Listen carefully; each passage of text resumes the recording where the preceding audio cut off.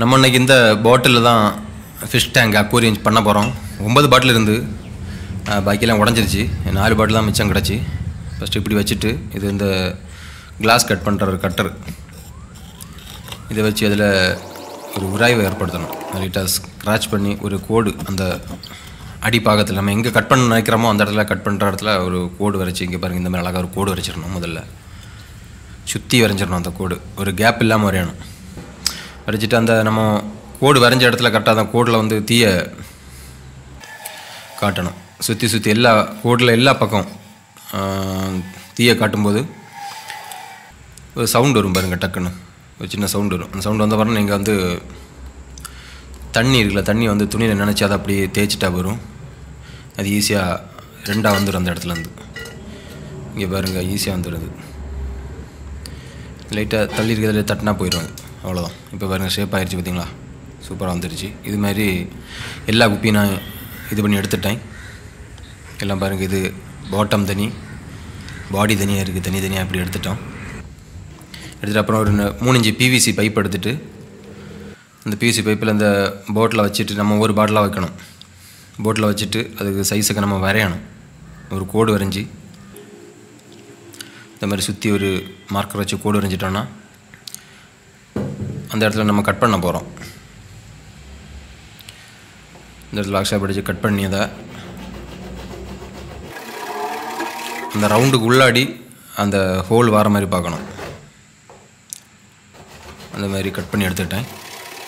4 பக்கம் சுற்றி கட் பண்ணி அந்த ஒரு பீஸை வந்து தனியாக எடுத்துகிட்டு அதில் ஒரு ஹோல் வந்துடும். அந்த பாட்டிலுக்கு உள்ளாடி இந்த ஹோல் இருக்கிற மாதிரி வச்சுட்டு அப்புறம் அப்போ அந்த ஃபிஷ் இதுக்குள்ளாடி வந்துட்டு போகிறதுக்கான வழி இப்படி கட் பண்ணி எடுத்துட்டேன். அவ்வளோதான். ஒரு பீஸை ஒரு ஹோல் இது பண்ணிட்டோம். இப்படி நம்ம வந்து 4 பாட்டில் இருக்குது. 4 பாட்டிலு ஹோல் வேணும். 4 பாட்டிலும் ஒவ்வொரு சைஸ் வித்தியாசம் இருக்குது. அதோட பாட்டம் சைஸ் வித்தியாசம் இருக்குது, மாடல் வித்தியாசம் இருக்குது. இது ஸ்கொயராக இருக்குது. இது பார்த்திங்கன்னா கொஞ்சம் செவ்வகமாக வரும். இல்லை, இதை வந்து செவ்வகமாக தான் நம்ம இதை வெட்டணும்.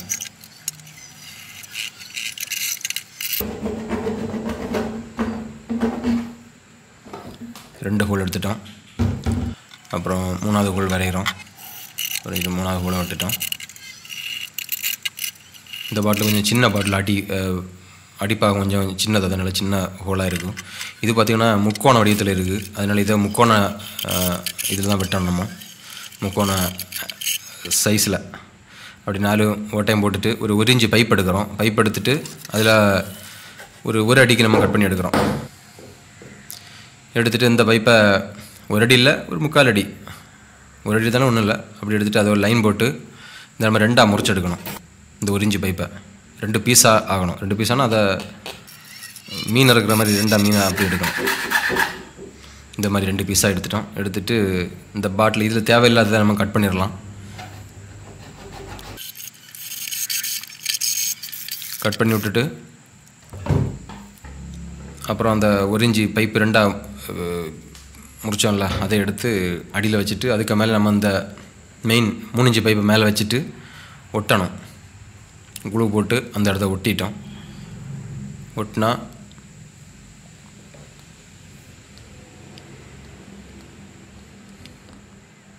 பக்காவாக செட் ஆயிரும். இது உடனே செட் ஆயிரும். அவ்வளோதான். பாருங்கள், நல்லா பிடிச்சிருச்சு. இனி அடியில் கொஞ்சம் எம்சீல் மட்டும் வச்சுட்டா பக்கா செட்டப் ஆயிரும். எம்சீல் எடுத்து நம்ம நல்லா மிக்ஸ் பண்ணி அந்த அடியில் கொஞ்சம் எம்சீல் வச்சுட்டா வரும். அப்புறம் யானை மிதிச்சா கூட ஒன்றும் ஆகாது, அந்த மாதிரி பலம் ஆயிரும். இந்த கேப்பில் வத்தைக்கு எம்சீல் வச்சிடணும். ஒருவேளை ஏதாச்சும் கொஞ்சம் மேலே தண்ணியெல்லாம் ஊற்றும்போது ஏதாச்சும் வெயிட்டு தாங்காமல் அந்த ஒட்டின கம்மு வச்சு ஒட்டினது போயிட்டுன்னா அது இது வச்சுனா உங்களுக்கு சேஃப்டியாக இருக்கும். அப்புறம் நம்ம அந்த கட் பண்ண பாட்டில் எடுத்துட்டோம். பாட்டில் எடுத்துகிட்டு 2 பக்கம் டாக்கா மாதிரி வச்சு விட்றோம். எம்சியில் ஃபஸ்ட்டு 2 பக்கம் வச்சு அதை வந்து நிலைப்படுத்துகிறோம். நிலைப்படுத்தியாச்சு. 4 பாட்டிலையும் வைக்கிறோம். 4 பாட்டிலையும் வச்சு நிலைப்படுத்திட்டோம். நிலைப்படுத்தினா இப்படி தான் இருக்கும். அது நேராக வைக்கிறோம். பாருங்கள் எவ்வளோ நேராக இருக்குன்னு.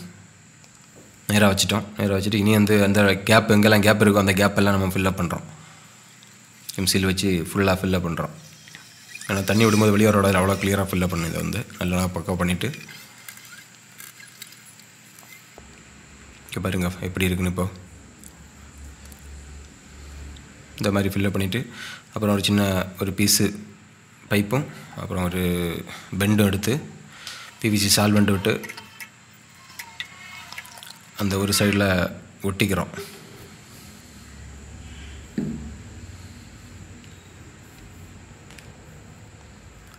அந்த பக்கம் ஒட்டி விட்டுட்டோம், அவ்வளோதான்.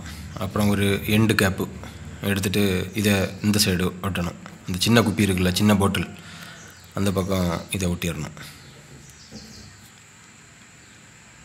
ஓகே, சக்ஸஸ்ஃபுல்லாக ஒட்டிட்டோம்.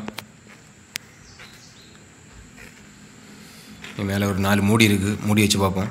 வச்சு என்ன மாதிரி எந்த மாதிரி இருக்குதுன்னு பார்ப்போம். அதோட அவுட்புட் இப்படி தான் இருக்குது.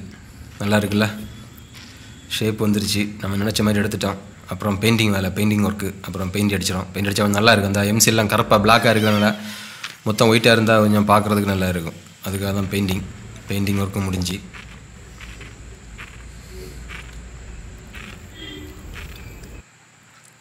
அப்புறம் ஒரு கொட்டாங்குச்சி எடுத்து மேலே உள்ள அந்த நார்லாம் அதை சுரண்டி எடுத்துக்கிறோம். ஒரு ஐசி எடுத்து இந்த மாதிரி ஆயிரும். அப்புறம் அதுக்கு மேலே கொஞ்சம் பெயிண்ட் அடிச்சுக்கிறோம், வெள்ளை பெயிண்ட்டு. ஏன்னா எல்லாமே வெள்ளையாக இருக்கும்போது நல்லா இருக்கும். இனி தண்ணி ஊற்றி பார்க்க வேண்டியதான்.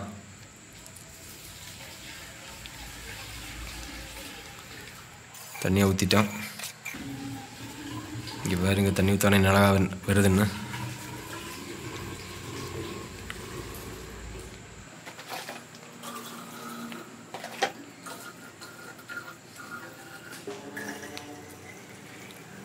எல்லா குப்பிலையும் தண்ணி ஃபில் ஆகிடுச்சு. அப்புறம் நம்ம வாங்கி வச்ச மீன் இதுதான் பாருங்கள், கோல்டு பீஸ். இதான் உள்ளே விட போகிறோம். ஃபஸ்ட்டு ஒன்று விட்டாச்சு. ஒரு விட்ட உடனே ஒன்று ஓடி உள்ளே வந்துச்சு. ஒன்று மட்டும் உள்ளே வந்துருச்சு. பாக்கி எல்லாம் உள்ளே இருக்குது. ஒன்று மட்டும் அழகாக வெளியே வந்துருக்கு. இனி அப்படி மூடிட்டோன்னா அப்புறம் இனி கொஞ்சம் கொஞ்சமாக செட் ஆகிற கொஞ்சம் டைம் ஆகும். அப்புறம் ஒவ்வொரு மீனாக வெளியே வர ஆரம்பிக்கும். ஏன்னா அதுக்கு ஃபஸ்ட்டு புதுசாக போடுறதா எல்லாம் ஃபஸ்ட்டே உடனே வெளியே வரல. ரொம்ப நேரம் கழிச்சு தான் எல்லா இதுக்கு பவுலில் எல்லா பாட்டில்லையும் வர தொடங்குச்சு. அது ரொம்ப நாளாக வெயிட் பண்ணி தான் இந்த வீடியோ எடுத்தேன். மனுஷன்னா கூப்பிட்டா வந்துடும், இங்கே வாங்குவான்னு. இது மீனுகள்லாம் வராது.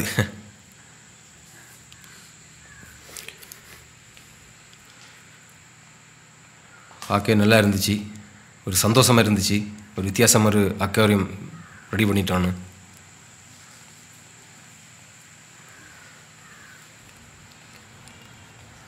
பாருங்க என்ன அழகாக அது சந்தோஷமாக நீந்ததுன்னு.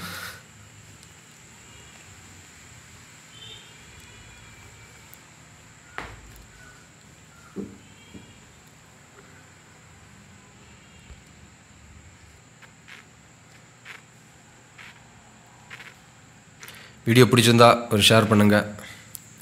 அப்படியே என்னோடய சேனலை சப்ஸ்கிரைப் பண்ணுங்கள்.